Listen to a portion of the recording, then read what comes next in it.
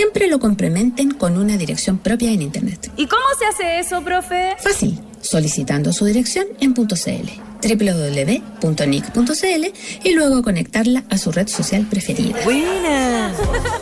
Por 9.990 pesos al año, construye tu identidad digital en Internet con .cl. NIC Chile, somos el .cl. Este 31 de julio, el Teatro de la Universidad de Chile se transforma con una nueva versión del festival La Razón de Cantar. Un encuentro único con José Looses, Pascuala y la Vaca y Fauna, Nano Stern y José Cebes, junto al grupo Equipaje. Una noche para la música con propósito y la memoria de nuestro pueblo. No te quedes fuera. Entradas a la venta en portaltickets.cl. Te esperamos. ¿Cómo les va? Soy David Ponce, conductor y periodista de Altavoz, y les invito a sintonizar nuestro programa cada sábado y domingo a las 7 de la tarde por Radio Universidad de Chile. Una hora de noticias y estrenos por Altavoz, con más volumen para la música chilena, por el 102.5 FM y por la señal de radio.uchile.cl.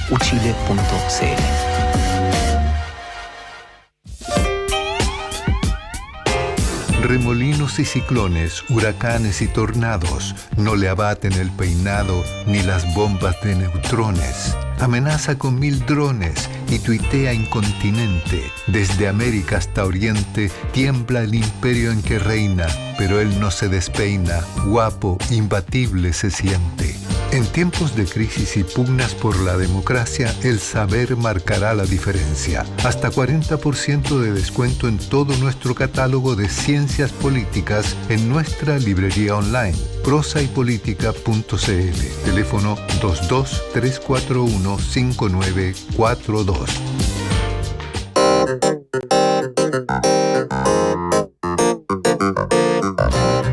Estamos ya de vuelta en Política en Vivo y vamos a compartir este próximo minuto de nuestro programa con nuestro panel de día viernes, a darle una miradita a esta semana movida o algún par de temas de ello, y para eso tenemos el gusto de poder conversar con la abogada, docente de Derecho Comercial de la Universidad del Desarrollo, jefa editorial del Faro UDD, Fernanda García. Fernanda, querida, bienvenida. Hola, Mucho gusto de saludarte. ¿Cómo has estado tú? ¿No me vas a preguntar? Sí, mira, no te quiero molestar, pero me imagino que ya terminaste. Pregúntame. ¿Terminaste tu tesis? La entregué. Bien. Tu tesis de doctorado, de eso estamos hablando, que había sido una... no te había querido molestar las últimas veces, pero qué bueno. Sí, se había portado muy bien. Sí. Ahora yo quería que me preguntara. Estupendo, me parece. Felicitaciones, pues. Oye, y con el economista, doctor en método, que pasó por todos los sufrimientos que has pasado tú para llegar a tener ese grado de la investigación social, fundador del Frente Amplio. Investigador de la Universidad de Calgary, que por allá estás. Noam Titelman, mucho gusto saludarte, bienvenido. Hola Felipe, mucho gusto y muchas gracias por la invitación y felicitaciones, Fernando, la verdad que un gran hito. Gracias, sí. Muchas felicitaciones. Oye, con menos ropa te veo, Noam, ¿eh? Sí, no, pero eso es porque hay buena calefacción, ¿no? Pero además está haciendo menos frío en estos tiempos. Ya. Aunque estaba viendo, está haciendo más o menos la misma temperatura que en Santiago, que para acá es bastante razonable.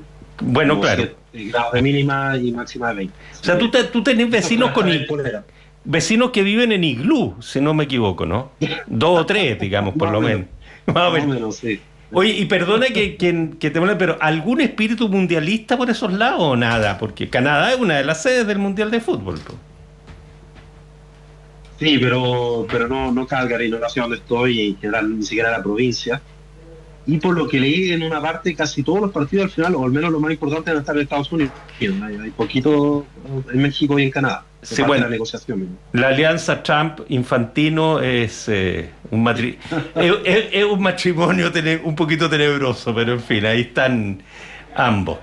Bueno, muchas gracias. De Estados Unidos con el complemento de México en Canadá, al final se lo está llevando casi todo Estados Unidos. Pero fíjate que ayer, y perdona, estuvimos conversando con Carlos Caselli aquí en el programa a propósito de las características de este mundial, y Carlos lo definía como un acto comercial con fútbol, digamos, que es más o menos lo que tenemos hoy día, cambiando las normas, las reglas. Los que somos futboleros, como en mi caso, da mucha rabia esta cosa, sí, pues. Molesta, porque no por el sesgo de género, pero yo soy muy futbolera y Qué bueno. hice a mi hijo futbolero. Y sí, da pena cuando ayer el Estadio Azteca se estaba cayendo, o sea, toda la emoción del Mundial, y hoy día ver como la inauguración en Canadá, magnífica, preciosa, pero el estadio vacío al principio. Sí, po. Y eso es el anti-mundial, pues el mundial es vibrar, da lo mismo. Pero fíjate que es una pena. la entrada, y con esto dejámoslo, ahora no podemos hablar del mundial. Yo por mí lo encuentro mucho más entretenido que la política chilena. Que la política chilena, además, pues, bueno, pero en fin. Lo más entretenido es Perú en este minuto, ir siguiendo así como minuto a minuto como sigue eso. Pero fíjate que la entrada más barata en el Estadio Azteca, que tiene 70.000 personas, antes tenía más de 100.000, pero ahora tiene 70.000. O sea, muy arriba, que se ve muy poco, costaba más de $200. La más barata. Entonces, Infantino es partidario de incorporar la reventa de entradas como algo legal en todo el mundo. Entonces, normalizarlo. Sí, claro. no, de verdad es como yo de repente digo, podría ser diputado chileno Infantino. Pero le puede faltar. Le falta. Les puede faltar. Bueno, querido, oye, bueno, estamos en una etapa de a ver, ¿por dónde partimos? ¿Qué piensan para ir rápido, digamos, despachar una? La acusación constitucional contra Grau, tema de la semana que se ha dado tantas vueltas, Fernanda, ¿cómo tú ahí, en general, excepto los diputados que la impulsan y las que votan, el resto están todos de acuerdo que no tiene ningún sentido como acusación constitucional, más allá de la crítica que se pueda tener respecto del comportamiento técnico del Ministerio de Economía, de Hacienda y sus resultados, pero desde el punto de vista de daño constitucional parece que no tiene por dónde, pero en fin. Yo creo que la pregunta tiene los tres elementos. O sea, primero, el daño institucional de insistir con una herramienta que está pensada para ser usada en serio y con prudencia, lo cual no es el caso. Segundo, la negligencia en la administración de las finanzas públicas por parte del gobierno anterior, en particular no en el caso de Marcel, porque hay una diferencia muy marcada respecto de lo que fue Grau. Segundo. Y tercero, la conveniencia política, creo que es el tercer tema para el oficialismo o quienes se sienten cercanos al oficialismo, porque no hay una coalición y a esta altura ya es bastante evidente, de plantear esto justo cuando se está discutiendo la mega reforma, que es lo que une, a mi juicio, a los partidos que están apoyando al gobierno. Entonces, esas tres aristas, ya que estamos yendo al grano rápido, las dejo enunciadas ahí, no sé dónde quieren detenerse. Pero yo creo que son las tres, valen igual lo mismo, pesan igual las tres. ¿Noam? Sí, yo estoy de acuerdo. Yo creo que, a ver, para meterse más en el ala, en la parte más política, yo creo que de alguna manera el gobierno tiene la maldición de que a la derecha le fue demasiado bien en las elecciones parlamentarias. Entonces se siente, está más tironeada por más a la derecha de la derecha, digamos, que el centro. Yo creo que eso puede ser complicado para gobernar. Y esto es un ejemplo porque salieron al tiro, en fin, a criticarlos de derecha cobarde y todo ese tipo de epítetos que habíamos escuchado antes. Y yo creo que esto es una señal de eso, pero además es muy extraño porque dejando de lado todo análisis, toda discusión de ética y de moralidad, incluso estratégicamente, yo creo que para el gobierno esto es muy complicado porque evidentemente si se vuelve a desatar el uso de las acusaciones constitucionales, el que más tiene para perder aquí es el oficialismo hasta que le toque ser oposición, digamos. Entonces, empezar, digamos, la temporada de acusaciones constitucionales, no hay por dónde esto sea algo conveniente para el gobierno. Entonces, yo creo que para el propio gobierno lo mejor que podría pasar es que esto se acabe rápido, digamos, que no inicie otra temporada de acusaciones constitucionales, porque evidentemente solo le puede perder con esto el oficialismo. Lo otro que encuentro curioso e interesante es que cuando se estaba acabando el gobierno anterior, uno de los temas que salía mucho era si es que en una de las pruebas de fuego para ver si es que el Frente Amplio o el oficialismo o la izquierda habían adoptado una posición más institucionalista, era que al momento de que a ellos les tocara hacer oposición, si iban o no a ocupar las acusaciones constitucionales, como habían hecho cuando fue la oposición previamente, como hizo ahora el oficialismo cuando fue oposición. O sea, si se iba a cortar el círculo o no. Yo creo que nadie se imaginó que la temporada de acusaciones constitucionales iba a empezar por el oficialismo. Entonces yo creo que ahí hay algo extraño y que habla quizás de una política que está más polarizada de lo que había estado previamente, porque creo que hasta ahora no había pasado así, que fuera el propio oficialismo el que empezara la temporada de acusaciones. Y después, solo para un punto quizás, el ministro Quirós, con esta aclaración de que en el fondo había habido, no sé si errores o falsedades en lo que se había dicho desde el gobierno anterior con respecto al déficit presupuestario, que incluso mereció una editorial de La Tercera diciendo que tenía que tener más cuidado. Yo creo que en general en la discusión de déficit y de presupuesto y de cómo está el Ministerio de Hacienda y cómo está funcionando, en general había una degradación bien notoria del tono del debate. Yo creo que no estábamos acostumbrados a este nivel, digamos, de agresividad. Bueno, no, yo creo que es un plano distinto, pero a propósito de que, bueno, la ministra también salió, la ministra Sabini, pero que las comunicaciones públicas, las comunicaciones oficiales del gobierno, en esta cuenta de Instagram, dijeron que el Estado está quebrado, en fin. Yo creo que hay una cierta adopción de un lenguaje y de una polarización del debate en el ámbito de las finanzas públicas que hasta ahora no habíamos visto, o al menos no con esta intensidad que puede ser complejo. Y yo siento que además hay un propósito muy explícito de imitar el modelo argentino, y la realidad chilena no es la realidad argentina. Tenemos muchos problemas, pero no es la misma realidad. Yo creo que por eso hay algo un poco disonante de repente con este discurso. ¿Fernanda? A ver, sí, no, de acuerdo. Quizá un par de matices. Yo pienso que la disonancia viene de hace mucho rato. Obviamente respecto a Argentina se puede haber inaugurado a partir de marzo, pero esta idea de golpear la mesa, de las fuertes Naciones Unidas, de ocupar el cargo más allá o más acá, mejor dicho, más acá, de lo que la estatura que merece viene de hace tiempo. Tampoco se la voy a endosar completa al gobierno anterior, pero es algo lamentable. Por ejemplo, cuando pasa esto, que salga ese grupo de diputados de la oposición diciendo como, bueno, que se cuide Quirós, porque entonces si es que se trata de como acusar constitucionalmente cuando hay un error en el cálculo fiscal, entonces que se prepare para el próximo... Todo eso, y no lo pongo ahí, lo pongo antes en la campaña, habla de una degradación en el debate que es bien lamentable, por una parte, y bueno, por la otra, concuerdo en que hay un tema importante con partidos, o sea, ¿cuál es la gobernabilidad, cuál es la capacidad que tiene el gobierno de gestionar sus propios parlamentarios? A veces da la impresión, y lo mismo pasa en la oposición, que hay una especie de protagonismo de algunos parlamentarios que no tienen ni una conciencia del daño o del favor o de la fortaleza o debilidad, si se quiere, que le hacen a su propio sector. Yo entiendo el tema de la independencia, entiendo que los parlamentarios, los senadores sobre todo, tienen su rol que cumplir y no son siervos en el fondo, no tienen por qué ser serviles al presidente de la República o al jefe de partido, yo lo entiendo, pero obviamente cuando hay un partido, cuando hay un gobierno, hay una unidad de propósito, y por lo tanto el ciudadano lo que esperaría, y si no lo verbaliza así, porque es un ciudadano más sencillo, que no se ocupa de la política como nosotros, que no tenemos, no sé, nada mejor que hacer, intuitivamente lo que espera es que haya un orden, una dirección, y el liderazgo político conduzca hacia un destino común, muestre dónde están las diferencias entre un lado y el otro, qué es lo que proponemos, y aquí lo que se ve efectivamente es una degradación del debate que solo confunde y solo abre paso, ya lo hemos dicho hartas veces, a los populismos, ¿no es cierto?, que son los grandes beneficiados de lo que se puede ver en el debate cotidiano, creo yo.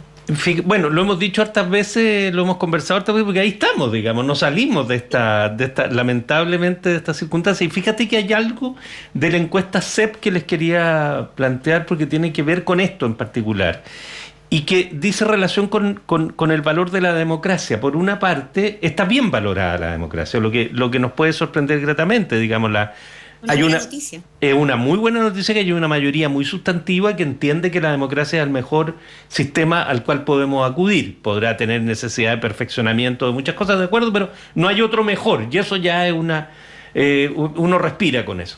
Pero después se le pregunta a la gente que cómo está funcionando la democracia en Chile, y entre regular y mal está la gran mayoría. Entonces parece ser interesante para analizarlo, de que lo que está en cuestión no parece ser la democracia, sino que la capacidad de su capacidad de resolver problemas, por una parte, y los actores principales de la democracia, los partidos, el Parlamento. No sé si por ahí pasa la cosa, Noam. Sí, es un tema que además me interesa mucho, es mi tema de investigación, y efectivamente uno mira la encuesta en casi todas partes del mundo, hay muy pocas excepciones.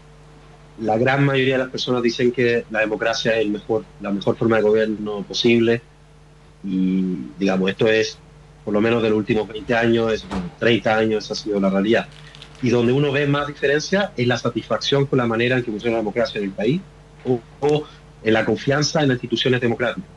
Y lo otro que muestra también muy claramente la evidencia es que en general hay distintas maneras en las que mueren las democracias y hay distintas fuerzas que empujan el fin de la democracia. Antiguamente existían fuerzas que eran más abiertamente antidemocráticas. Hoy día en general las fuerzas populistas son apoyadas por ciudadanos que son un poco, como tú describías, Felipe, muy demócratas en el sentido de los principios democráticos, de apoyar la idea de la democracia, y muy insatisfechos con la forma en que la democracia está funcionando en sus países. O sea, eso es terreno fértil justamente para liderazgos populistas, porque en el fondo lo que promete ese tipo de liderazgo es tener una, comillas, verdadera democracia. Y muchas veces eso representa ciertas frustraciones.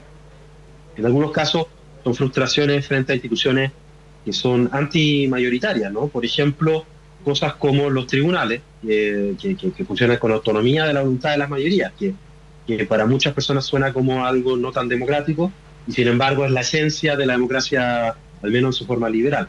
Para otros tiene que ver con la frustración con el hecho de que la democracia no entrega ciertos bienes y servicios, seguridad, creo que ha sido lo que más ha dominado en América Latina en el último tiempo, y ahí un ejemplo muy notorio, el de El Salvador, donde pese a que los rankings objetivos, la democracia en El Salvador ha ido en franco colapso, digamos, y quizás el último ejemplo de esto ha sido que Bukele eliminó el límite de la reelección. Las personas, los ciudadanos en El Salvador nunca han estado más satisfechos con la forma en que funciona la democracia que lo que están hoy en día. O sea, eso tiene que ver con estas tensiones que estamos observando. Y efectivamente en Chile probablemente hay un peligro similar. Yo creo que todavía hay cierta base de institucionalidad democrática, por ejemplo, si uno lo compara con lo que está sucediendo en el Perú. Yo creo que es un ejemplo donde los sistemas de partidos realmente se desploman completamente, y lo que decía Fernanda de que cada diputado es una especie de pyme de su propia candidatura, y que lo único que hay en la práctica de caudillo, y los partidos son casi marcas vacías. En el caso del Perú eso es mucho más notorio incluso que en Chile, pero yo creo que si uno ve la tendencia puede pensar que para allá estamos encaminándonos. Aunque una cosa interesante, la última CEP, 2 puntos de medición todavía no dan suficiente para ver una tendencia consolidada, pero si uno compara la última CEP con la CEP actual, ha aumentado el porcentaje de personas que se identifican con algún partido, pero va a decir que eso en general se concentra en 2 partidos, la Democracia Cristiana y el Partido de la Gente. No sé cómo interpretarlo, yo creo que es algo interesante para discutir. Y al mismo tiempo, y yo creo que está muy relacionado, ha aumentado el porcentaje de personas que se identifica en el eje izquierda-derecha. Específicamente, disminuye el porcentaje de personas que dicen que no se identifica con ese eje, y aumenta el porcentaje de lo que significa con el centro, que más o menos conversa con la identificación con el Partido de la Gente y la Democracia Cristiana. En general, si uno lo ubica en el mapa político, más o menos lo ubica en el centro. Yo no sé cómo explicar eso, pero creo que es algo interesante para ver en el CEP que algo ha pasado en el último tiempo como para considerar. Yo creo que hay que esperar a la próxima CEP para ver si es que una tendencia más consolidada o solamente algo que pasó entre dos CEP.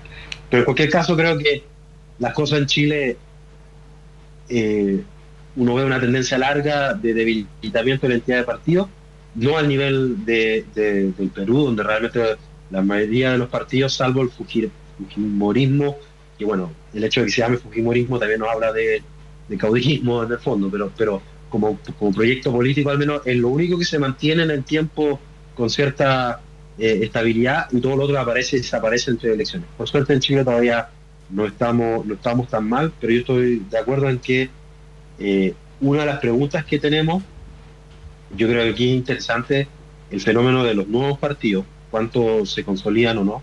Por ejemplo, el Partido Republicano es hoy día, según la CEP, tampoco grandes niveles, pero es el partido donde está en los mayores niveles de identificación, con 6-7%. Tampoco estamos hablando de un partido de identificación gigante, pero algo dice que logró consolidar una cierta marca. Yo creo que el Frente Amplio hoy día está en torno al 4%, que son todos enanos en realidad a nivel de identificación. Ningún partido está despuntando en sus niveles de identificación. Pues la pregunta sobre si es que estos nuevos partidos logran o no consolidar un piso de identificación. Y los nuevos partidos además que están emergiendo ahora, porque incluso esto que eran los nuevos partidos ya no son los nuevos partidos, ahora está, bueno, el Partido Libertario con Kaiser, ahí yo también, no está nuevo, pero ha crecido el Social Cristiano, y en fin, hay una sopa de letras de partidos que emergen, que un poco es difícil seguir todos los vaivenes, pero yo creo que hay una pregunta sobre si es que hay una consolidación de nuevos partidos. O sea, hay partidos que han seguido debilitando. Uno de los casos más notorios, si uno mira la serie de tiempo, es la Democracia Cristiana, en parte porque comienza con un nivel de identificación altísimo. O sea, al principio de los 90 era realmente un partido que tenía, nunca tanto como la época de Frei Montalva, pero casi uno podría decir que era el partido principal del sistema político chileno, y hoy día esto está, salvo este último pequeño salto, pero en general está muy venido a menos.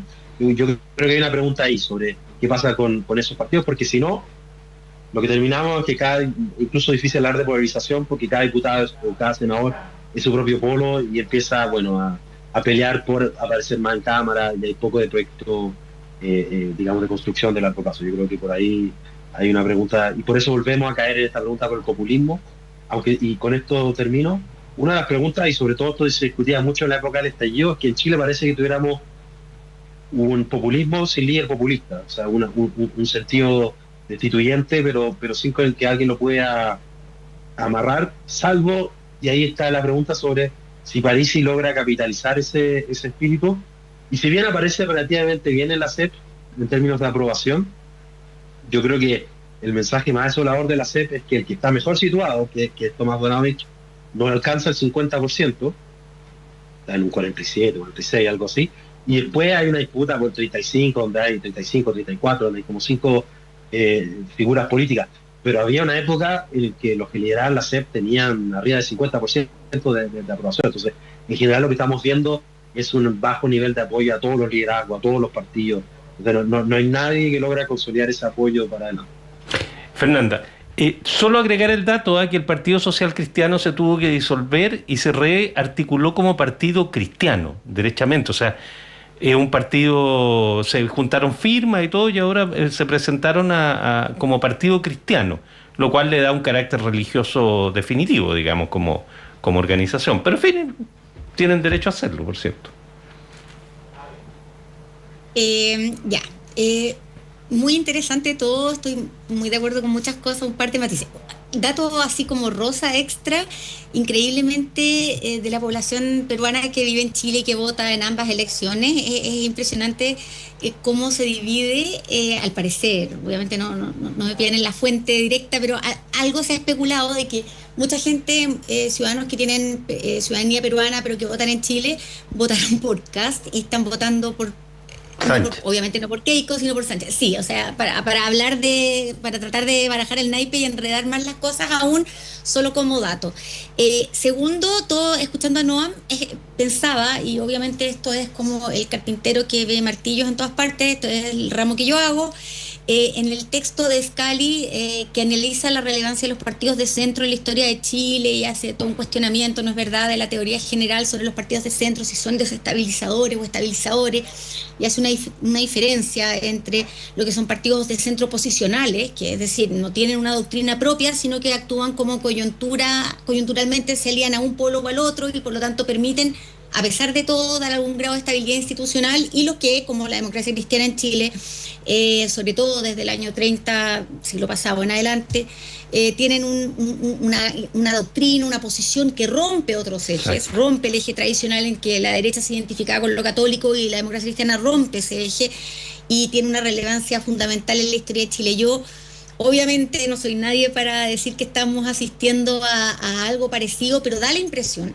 de que de algún modo hay una reconfiguración de fondo que quizás los que estamos viviendo, estamos arriba de la ola, no somos capaces de interpretar en toda su profundidad, pero efectivamente hay una reconfiguración en la que aparece un centro político y importante que la gente tiende a identificar o expresar en su voto actualmente a través del PDG, de la democracia cristiana, no en el sentido tradicional o doctrinario de la democracia cristiana, sino de estas personas que representan de algún modo alguien que forma coalición con el Frente Amplio, con el Partido Comunista, pero que a la vez es diferente. Y eso me lleva a pensar en algo que es como un poco paradójico para el PDG, para Parisi, y que tiene que ver con, voy a apelar a una expresión bien chilena, inapropiada, pero ya, es viernes en la noche, así que podemos. Está muy bien. Por donde pecas, pagas. Pero entonces, no tiene nada inapropiada, pues, Fernanda. Yo me había echado para atrás para decir que viene. Tremendo, horrible. Ya, pero está bien.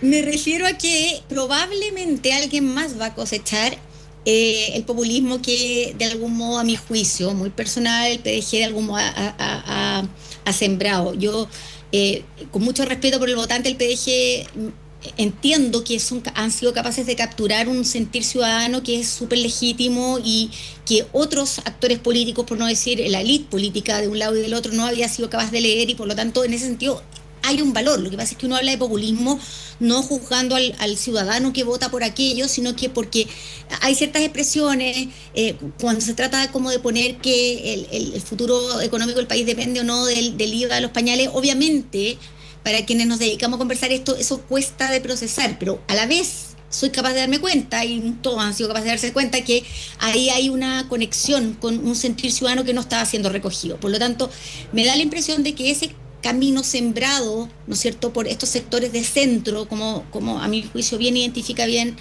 Noam, va a ser de algún modo cosechado de aquí a 4 años más por alguien más. Es probable que así sea, que es un poco lo que, y decía por donde pecas pagas, porque un poco era lo que se reía, o la caricatura, o cómo Parisi creció a costa de Matei en su momento, y me parece que algo así puede ser que Chile vaya a enfrentar. Es muy difícil, de cara también a Tomás Bodanovich, que creo que es un líder bien destacable, pero es muy difícil estar primero tanto tiempo. Y eso, bueno, no sabemos, pues es una pregunta, ¿no? A propósito de estar primero tanto tiempo, Evelyn Matei puede dar cátedra de eso. Sí, por ejemplo. Oye, pero claro, detrás de la adhesión al populismo lo que se esconde finalmente es la decepción del tradicionalismo, porque ahí es donde se radica, porque por algo camina para allá. Pero solo un dato, así como tú dices, dato rosa, este es un dato un poquito canalla, pero o una apreciación un poquito canalla. En el Partido de la Gente está ahí mismo el germen de su propia destrucción. Será medio marxistón el comentario, pero está ahí, tiene nombre, apellido y todo, ¿no? Así que pelo largo. Y pelo largo. ¿Ah? ¿Tú te imaginas cómo va a ser eso? Si efectivamente el Partido de la Gente se transforma en una opción de gobierno más tangible que lo que ha sido hasta ahora, la pelea interna va a ser brutal, ¿no, Noam?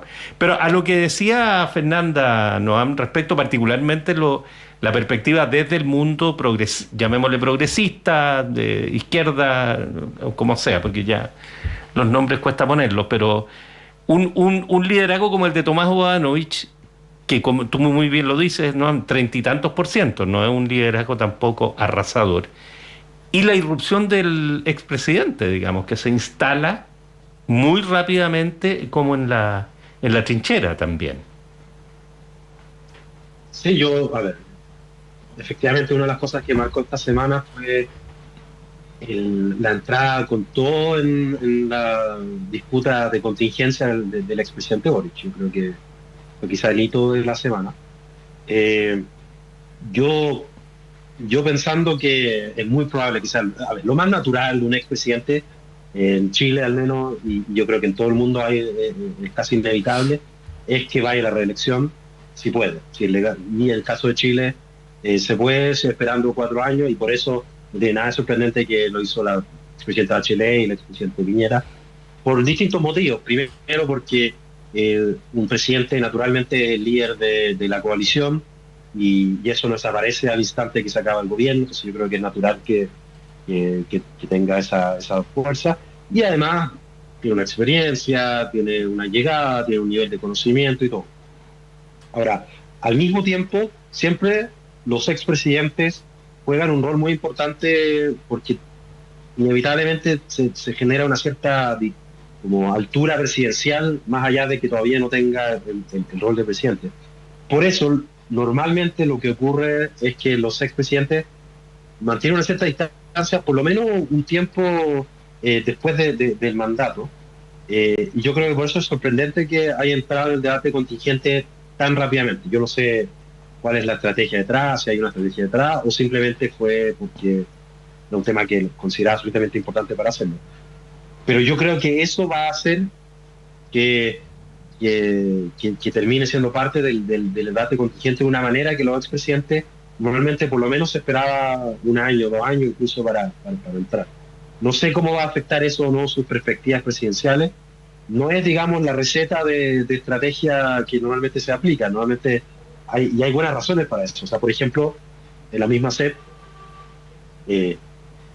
si uno le cree o si uno cree que se va a reproducir lo que ha pasado en todas las presidencias anteriores, probablemente la popularidad de Kast va a caer en el próximo mes, digamos.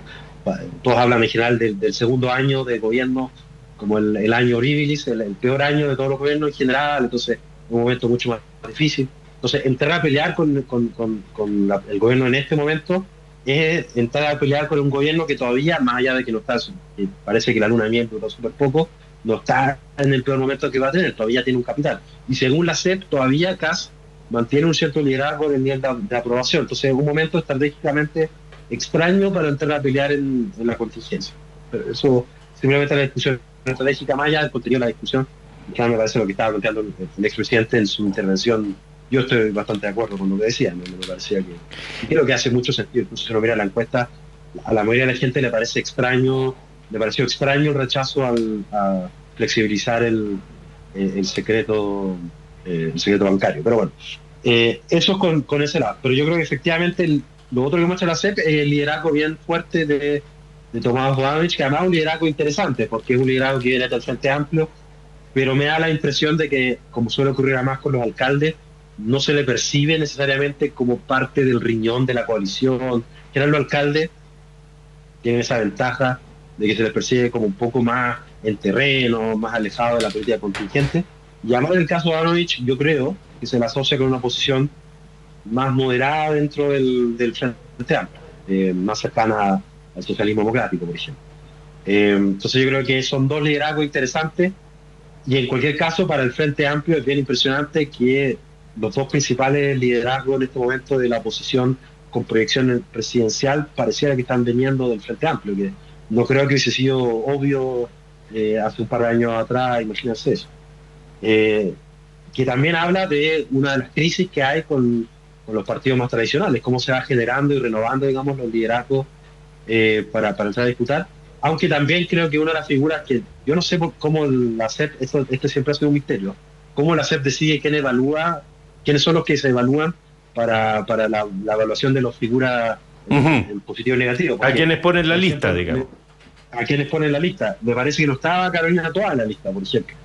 Que sería interesante verse cómo está en este momento posicionada. Pero en fin, de los que pusieron en la lista parecía que estos eran los dos liderazgos de oposición que se estaban marcando con más fuerza, de oposición, no sé cómo llamarlo, de centro izquierda, porque también estaba Parisi, digamos, de esa otra oposición. Oposiciones.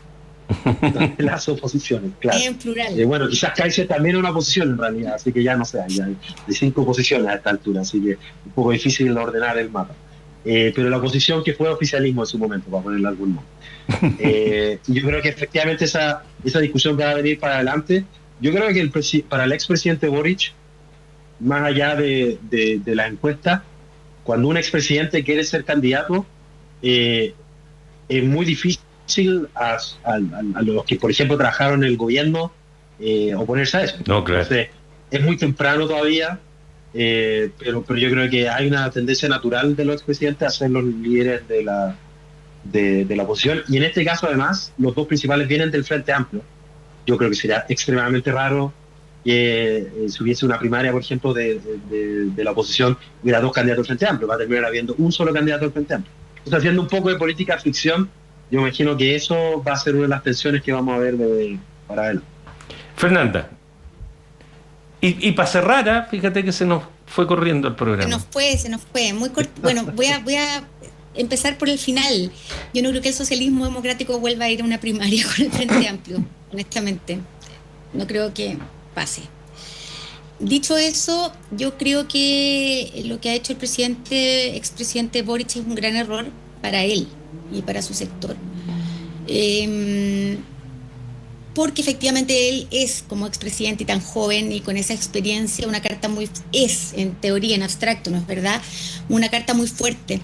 Y no voy a poner palabras que Noam no dijo en su boca, o sea, pero tratando de interpretar de algún modo esta idea sobre lo dudoso de la estrategia de salir a la cancha tan rápido.